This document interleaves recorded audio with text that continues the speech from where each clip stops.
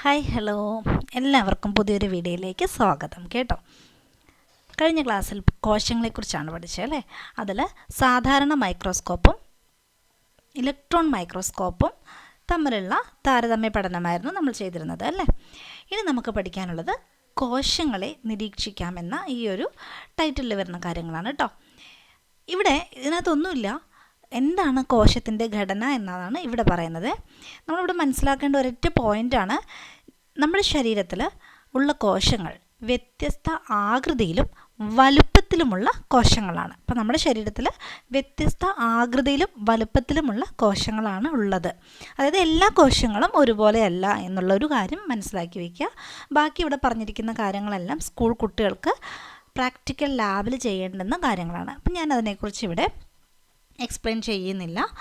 Okay, അപ്പം എങ്ങനെയാണ് ഒരു സസ്യകോശത്തെ നമ്മൾ മൈക്രോസ്കോപ്പിൽ വെച്ച് നോക്കിക്കഴിഞ്ഞാൽ ഇങ്ങനെയാണ് കേട്ടോ കാണുന്നത്.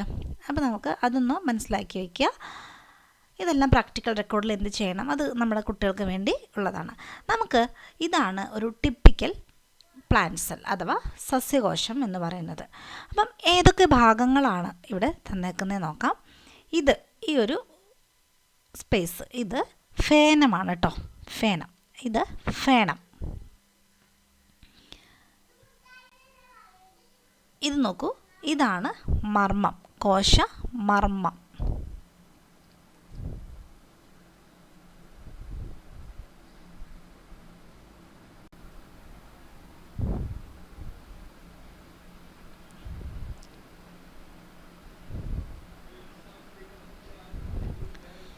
ഇത് എൻഡോപ്ലാസ്മിക് റെറ്റിക്കുലം അഥവാ അന്തർദ്രവ്യ ജാലിക.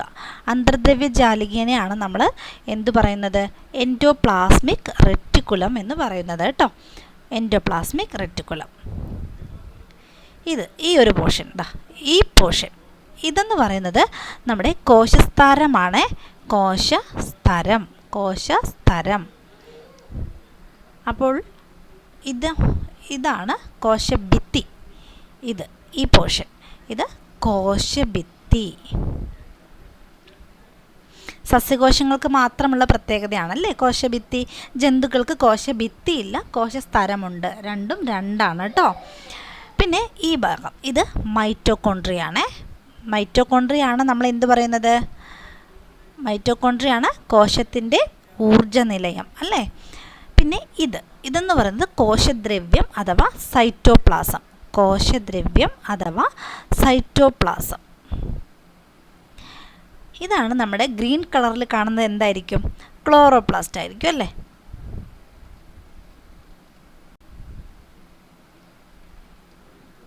ഓക്കെ, ഈ ഒരു സഞ്ചി പോലെ കണ്ട, അകത്തേക്ക് ഒരു സ്പേസ് ഉണ്ട്, ബാഗ് പോലെ കാണുന്ന ഈ ഭാഗമാണ് ഗോൾഗി ബോഡി അഥവാ ഗോൾഗി വസ്തുക്കൾ.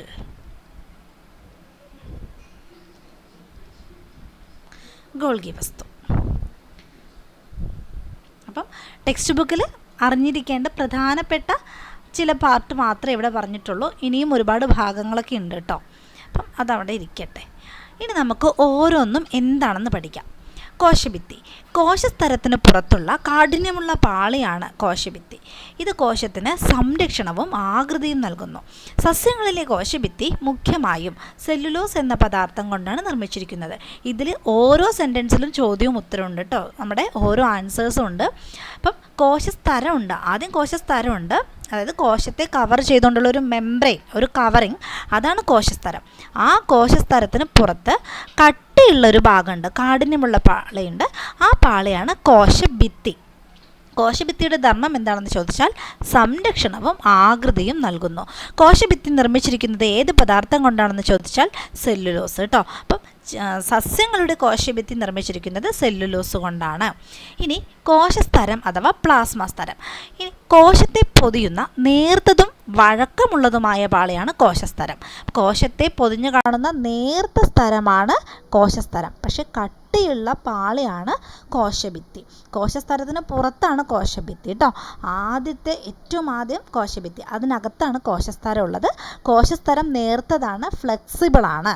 ഓക്കെ, പക്ഷേ കോശഭിത്തി കട്ടിയുണ്ട്, സെല്ലുലോസ് കൊണ്ടാണ് ഉണ്ടാക്കിയിരിക്കുന്നത്. പദാർത്ഥങ്ങൾ കോശത്തിലേക്ക് പ്രവേശിക്കുന്നതും പുറത്തു കടക്കുന്നതും ഈ സ്ഥലത്തിലൂടെയാണ്. ഈ കോശസ്ഥലത്തിലൂടെയാണ് പദാർത്ഥങ്ങൾ കോശത്തിലേക്ക് പ്രവേശിക്കുന്നതും പുറത്തു കടക്കുന്നതും. ഓക്കെ, അപ്പോൾ കോശത്തിൻ്റെ ഒരു ഗേറ്റാണ് നമ്മുടെ പ്ലാസ്മ സ്തരം അഥവാ കോശസ്തരം എന്ന് പറയുന്ന സാധനം. എന്ന് വെച്ചാൽ എല്ലാ പദാർത്ഥങ്ങളെയും പ്ലാസ്മ സ്തരം കടത്തിവിടില്ല കേട്ടോ. അപ്പം നമുക്ക് നമ്മുടെ കോശത്തിന് എന്തിനെയൊക്കെ വേണം എന്തിനെയൊക്കെ വേണ്ട എന്നതിനെ ഐഡൻറ്റിഫൈ ചെയ്ത് മനസ്സിലാക്കാനായിട്ട് ആർക്ക് പറ്റും? പ്ലാസ്മ സ്തരത്തിന് പറ്റും.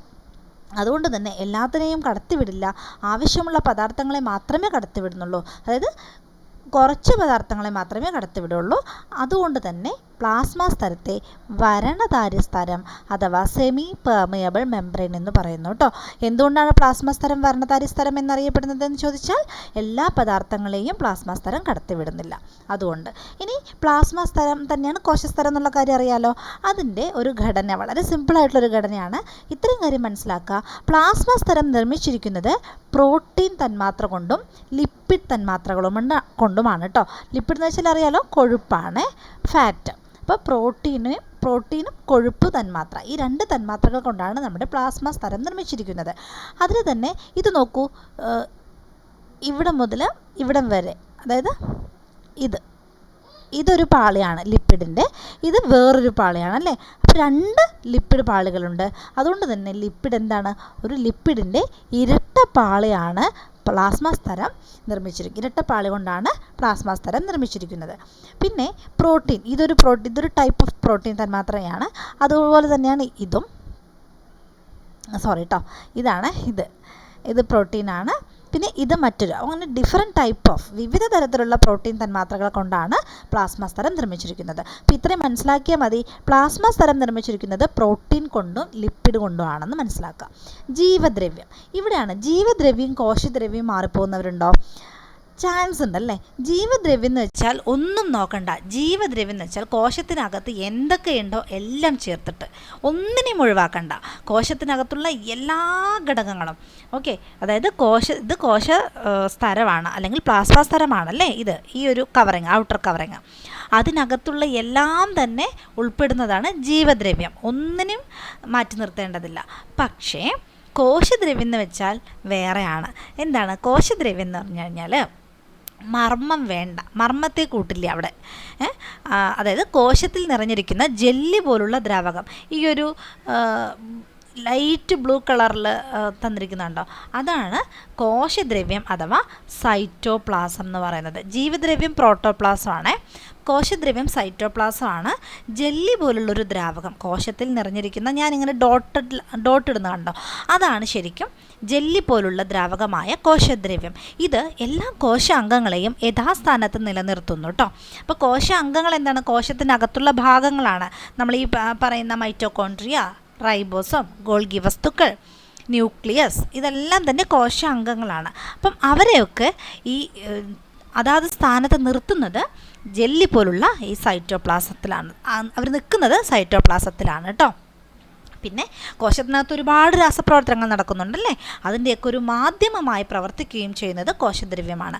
അപ്പോൾ ജെല്ലി പോലുള്ള ദ്രാവകമാണ്, കോശാംഗങ്ങളെ യഥാസ്ഥാനത്ത് നിലനിർത്തുന്നു, രാസപ്രവർത്തനങ്ങളുടെ മാധ്യമമായി പ്രവർത്തിക്കുന്നു. 3 ധർമ്മങ്ങളാണ് പ്രധാനമായും കോശദ്രവ്യത്തിന് ഉള്ളത് കേട്ടോ, മറന്നു പോകരുത്. ജീവദ്രവ്യം എന്ന് വെച്ച് കഴിഞ്ഞാൽ കോശസ്തരത്തിനകത്തുള്ള എല്ലാം ചേർന്നതാണ്. പക്ഷേ കോശദ്രവ്യം എന്ന് പറഞ്ഞു കഴിഞ്ഞാൽ അതിനകത്തുള്ള ദ്രാവകമാണ്. ഇത് എല്ലാ കോശാംഗങ്ങളെയും യഥാസ്ഥാനത്ത് നിലനിർത്തുന്നു. ആ കോശദ്രവ്യം എന്ന് പറയുമ്പോൾ ആ ദ്രാവകം മാത്രം ഉൾപ്പെടുന്നതാണ് കേട്ടോ, മർമ്മമൊന്നും അതിൽ വരുന്നില്ല. ഓക്കെ, ഇനി കോശാംഗങ്ങൾ. കോശദ്രവ്യത്തിൽ കാണപ്പെടുന്നതും കോശത്തിൻ്റെ നിലനിൽപ്പിന് ആവശ്യമായ പ്രവർത്തനങ്ങൾ നിർവഹിക്കുന്നതുമായ ഭാഗങ്ങളാണ് കോശാംഗങ്ങൾ. പറഞ്ഞുവല്ലോ, കോശാംഗങ്ങൾ എന്ന് വെച്ചാൽ കോശത്തിനകത്തുള്ള എല്ലാ ഭാഗങ്ങളെയുമാണ്. ഓരോരോ ഭാഗങ്ങളെ, അംഗം എന്ന് വെച്ചാൽ തന്നെ അവയവം, പാർട്സ് എന്നാണല്ലേ അർത്ഥം. നമ്മൾ സെൽ ഓർഗനൽസ് എന്ന് പറയും. അത് കോശാംഗമാണ്, അതിനകത്തുള്ള ഭാഗങ്ങൾ. നമ്മൾക്ക് ഓരോ ധർമ്മങ്ങളും നിർവഹിക്കുന്നത് ഈ ഓരോ പാർട്സുമാണ്. നമ്മുടെ കോശത്തിനകത്തുള്ള ഓരോ ഫങ്ഷൻസും നിർവഹിക്കുന്നത് ഓരോരോ അംഗങ്ങളാണ്, കോശാംഗമാണ്. ഏറ്റവും പ്രധാനപ്പെട്ട ആദ്യത്തെ ആളാണ് മർമ്മം. കോശത്തിൻ്റെ നിയന്ത്രണ കേന്ദ്രമാണ് മർമ്മം കേട്ടോ. കോശത്തിൻ്റെ നിയന്ത്രണ കേന്ദ്രം വെരി വെരി ഇമ്പോർട്ടൻ്റ് ആണ്, വളരെ പ്രധാനപ്പെട്ടൊരു കാര്യമാണ്. കോശത്തിൻ്റെ നിയന്ത്രണ കേന്ദ്രമാണ് മർമ്മം. മർമ്മത്തിനുള്ളിലെ ദ്രാവകമുണ്ട്. അതാണ് എന്ത്? കോശത്തിനകത്തെ ദ്രാവകമാണ് എന്ത്? കോശദ്രവ്യം എന്ന് പഠിച്ചു അല്ലേ? അതുപോലെ തന്നെ മർമ്മത്തിനകത്തുള്ള ദ്രാവകമാണ് മർമ്മദ്രവ്യം കേട്ടോ. മർമ്മദ്രവ്യം അത് അറിഞ്ഞിരുന്നാൽ മതി. അപ്പം അതിനകത്തുള്ള ദ്രാവകത്തിൽ വലകൾ പോലെ കാണപ്പെടുന്ന ഭാഗമാണ് ക്രൊമാറ്റിൻ ജാലിക. വലക്കണ്ണികൾ പോലെ മർമ്മദ്രവ്യത്തിൽ കാണപ്പെടുന്ന ഭാഗമാണ് ക്രൊമാറ്റിൻ ജാലിക.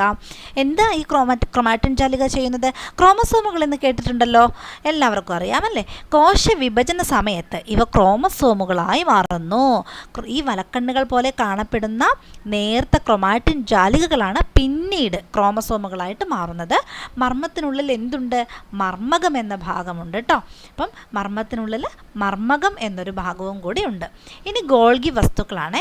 ഒരു കോശത്തിൽ അടുക്കി വെച്ചിരിക്കുന്ന സ്തരപാളികൾ പോലെ കാണപ്പെടുന്ന കോശാംഗങ്ങളാണ് ഇവ. ഗോൾഗി വസ്തുക്കൾ നമ്മുടെ ഇവിടെ കോശത്തിൻ്റെ ഈ പിക്ചറിൽ ഞാൻ ഗോൾഗി വസ്തുക്കൾ മാർക്ക് ചെയ്ത് തന്നിരുന്നു, കണ്ടോ? ഗോൾഗി വസ്തു. അപ്പം ഈ ഭാഗം ഇതാണ് ഗോൾഗി വസ്തുക്കൾ കേട്ടോ. അപ്പം ഇതെന്താണ്? സ്തരപാളികൾ പോലെ, അതായത് ഒരു ലെയറായിട്ടല്ലേ ഇവർ കാണുന്നത്. അങ്ങനെ ലെയേഴ്സായിട്ട് കാണപ്പെടുന്ന കോശാംഗങ്ങളാണ് എന്ത്? ഗോൾഗി വസ്തുക്കൾ. പ്രോട്ടീനുകളും ലിപ്പിഡുകളും സ്തരസഞ്ചികളിൽ പൊതിഞ്ഞ് കോശത്തിൻ്റെ വിവിധ ഭാഗങ്ങളിലേക്കും കോശത്തിന് പുറത്തേക്കും അയക്കുന്നത് ഈ കോശാംഗങ്ങളാണ്. അപ്പം ഗോൾഗി വസ്തുക്കളുടെ ഫംഗ്ഷൻ നോക്കൂ. പ്രോട്ടീനുകളും ലിപ്പിഡുകളും സ്തരസഞ്ചികളിൽ പൊതിഞ്ഞ്, ഇവർ ഏതൊരു പദാർത്ഥ സംവഹനം തന്നെയാണ്. കോശത്തിനകത്തുള്ള വസ്തുക്കളുടെ സംവഹനം മീൻസ് അങ്ങോട്ട് എത്തേണ്ടവിടെ എത്തിക്കുക അല്ലേ? പ്രോട്ടീനുകളും ലിപ്പിഡുകളും സ്തരസഞ്ചികളിൽ പൊതിഞ്ഞ് കോശത്തിൻ്റെ വിവിധ ഭാഗങ്ങളിലേക്കും കോശത്തിന് പുറത്തേക്കും അയക്കുന്നത് ആരാണ്? ഗോൾഗി വസ്തുക്കൾ. എല്ലാ കോശാംഗങ്ങളുടെയും ധർമ്മം പഠിക്കണം കേട്ടോ. അപ്പം ഇവർ ഈ സ്തരസഞ്ചികളിൽ ഓരോ ബാഗ് പോലെ ആക്കും ഈ പദാർത്ഥങ്ങളെ. ഇവരുടെ ഓരോ പാളിയിലുള്ള ഒരു ബാഗിൻ്റെ സ്ട്രക്ചറിലേക്ക് ഇങ്ങനെ ആക്കിയിട്ട് എന്ത് ചെയ്യും? കോശത്തിൻ്റെ അകത്തേക്കുള്ള പല ഭാഗത്തിലേക്കും കോശത്തിന് പുറത്തേക്ക് മറ്റൊരു കോശത്തിലേക്കും എത്തിക്കണമെങ്കിൽ ആര് വേണം? ഗോൾഗി വസ്തുക്കൾ വേണം കേട്ടോ. അപ്പം ഓരോ കോശാംഗത്തിൻ്റെയും ധർമ്മം നമ്മൾ പഠിച്ചിരിക്കണം. മർമ്മമാണെങ്കിൽ നിയന്ത്രണ കേന്ദ്രമാണ്, അതിനകത്ത് ക്രൊമാറ്റിൻ ജാലികയുണ്ട്. ക്രോമസോം ഉണ്ടാകുന്നത് ക്രൊമാറ്റിൻ ജാലികയിൽ നിന്നാണ്. ഗോൾഗി വസ്തു ആണെങ്കിൽ വസ്തുക്കളെ അല്ലെങ്കിൽ പദാർത്ഥങ്ങളെ പ്രധാനമായും പ്രോട്ടീനെയും ലിപ്പിഡിനെയും എല്ലാം കോശത്തിൻ്റെ വിവിധ ഭാഗങ്ങളിലേക്കും കോശത്തിന് പുറത്തേക്കും അയക്കുന്നത് ഈ കോശാംഗമാണ്. അടുത്തത് അന്തർദ്രവ്യ ജാലികയാണ്. അന്തർദ്രവ്യ ജാലിക എന്ന് പറയുമ്പോൾ നമ്മുടെ ഗോൾഗി ബോഡീസ് ഉണ്ടല്ലോ, ഗോൾഗി വസ്തുക്കൾ, അവർ ഈ പദാർത്ഥങ്ങളെയൊക്കെ എത്തിക്കും അല്ലേ? ഏതിലൂടെയാണ് പോകുക? നമ്മളൊക്കെ യാത്ര ചെയ്യുന്നത് റോഡിലൂടെയല്ലേ? ഇതുപോലെ കോശത്തിനകത്തുമുണ്ട് സംവഹന പാതകൾ. അതാണ് ഈ അന്തർദ്രവ്യ ജാലിക. കോശത്തിനുള്ളിൽ കുഴലുകളുടെ ശൃംഖലയായി കാണപ്പെടുന്ന, കണ്ടോ കുഴലുകൾ? ഇതിൻ്റെ ഒരു ചെയിൻ തന്നെ, ഇത് 1 2 3 ഇങ്ങനെ ഒരു ചെയിൻ പോലെയല്ലേ കുഴലുകളുടെ ഒരു ചെയിൻ? അപ്പം കുഴലുകളുടെ ശൃംഖലയായി കാണപ്പെടുന്ന പദാർത്ഥ സംവഹന പാതകളാണവ. കോശത്തിന് ആവശ്യമായ വസ്തുക്കൾ നിർമ്മിക്കുന്നതിനും നീക്കം ചെയ്യുന്നതിനും ഇത് സഹായിക്കുന്നു. അപ്പോൾ ഒരു സംവഹന പാതയാണ്. വസ്തുക്കൾ ആവശ്യമുള്ളത് ഇങ്ങനെ ഗോൾഗി കോംപ്ലക്സ് ആണ് അതിനെ ക്യാരി ചെയ്ത് കൊണ്ടുപോകുന്നത്. ഇത് കോശത്തിന് ആവശ്യമായ വസ്തുക്കളെ നിർമ്മിക്കും, എന്നിട്ട് ആവശ്യമില്ലാത്തവയെ നീക്കം ചെയ്യും. ഇതിലൂടെയൊക്കെ ഇങ്ങനെ ഈ ഹോൾസിലൂടെയൊക്കെ അതിങ്ങനെ പുറത്തു പോകും. അതാണ് അന്തർദ്രവ്യ ജാലിക. അടുത്തത് മൈറ്റോകോൺട്രിയാണ്. കോശത്തിലെ ഊർജ്ജോൽപാദന കേന്ദ്രം. ഏതാണെന്ന് ചോദിച്ചാൽ മൈറ്റോകോൺട്രിയ. പലതവണ ആവർത്തിച്ച് ചോദിച്ചിട്ടുള്ളതാണ് കേട്ടോ. ഗ്ലൂക്കോസിൻ്റെ ഓക്സീകരണ ഫലമായി ലഭിക്കുന്ന ഊർജ്ജത്തെ സംഭരിച്ചു വയ്ക്കുകയും ആവശ്യാനുസരണം വിതരണം ചെയ്യുകയും ചെയ്യുന്നത് മൈറ്റോകോൺട്രിയാണ്. അപ്പോൾ ഊർജ്ജത്തെ സംഭരിക്കുക, ആവശ്യത്തിന് വിതരണം ചെയ്യുകയും ചെയ്യുന്നത് ആരാണ്? മൈറ്റോകോൺട്രിയാണ് കേട്ടോ. ഇനി നമുക്ക് ജൈവകണങ്ങളും കുറച്ചുകൂടെ ഉണ്ട്. അപ്പോൾ എന്തായാലും ഞാൻ ഈ ക്ലാസ് ഇപ്പോൾ വൈൻഡപ്പ് ചെയ്യാണ്. നമുക്ക് ബാക്കി ഭാഗവുമായിട്ട് അടുത്ത ക്ലാസ്സിൽ കാണാം കേട്ടോ. Okay, thank you.